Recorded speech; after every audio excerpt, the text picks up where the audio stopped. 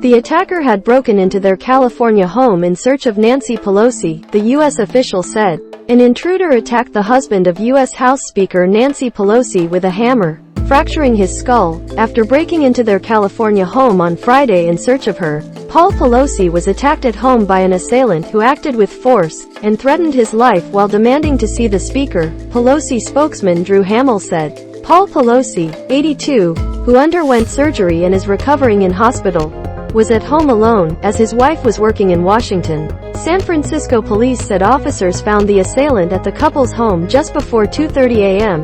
0930 GMT, where he and Paul Pelosi were scuffling over a hammer. The suspect pulled the hammer away from Mr. Pelosi and violently assaulted him with it, San Francisco Police Chief Bill Scott told reporters.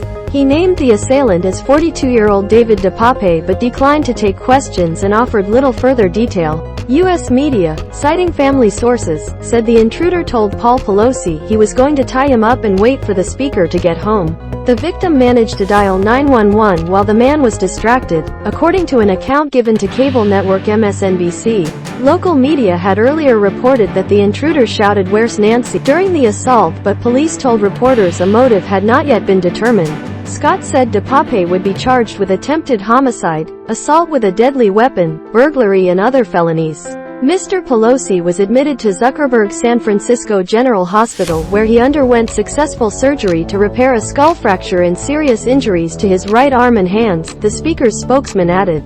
His doctors expect a full recovery. Nancy Pelosi, who is second in line to the presidency, and the couple's 5 children were reported to be returning to San Francisco to be by his side. President Joe Biden called the Democrat, also 82, to express his support over the horrible attack and was praying for her husband, the White House said.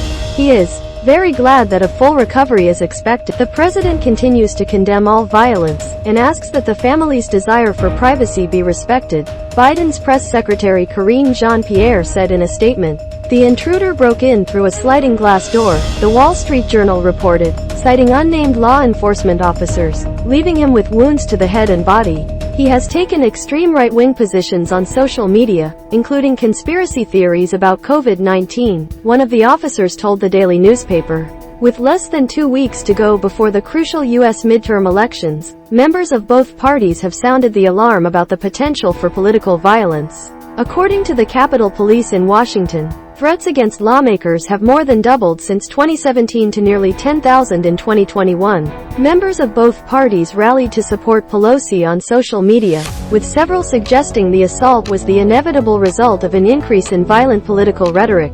I want to be clear, when you convince people that politicians are rigging elections, drink babies' blood, etc., you will get violence. This must be rejected, he said of Friday's attack. Republican House Whip Steve Scalise said he was disgusted by the attack. Paul Pelosi was convicted of drunk driving after an accident in May and sentenced to 5 days in jail. Except for the headline, this story has not been edited by NDTV staff and is published from a syndicated feed.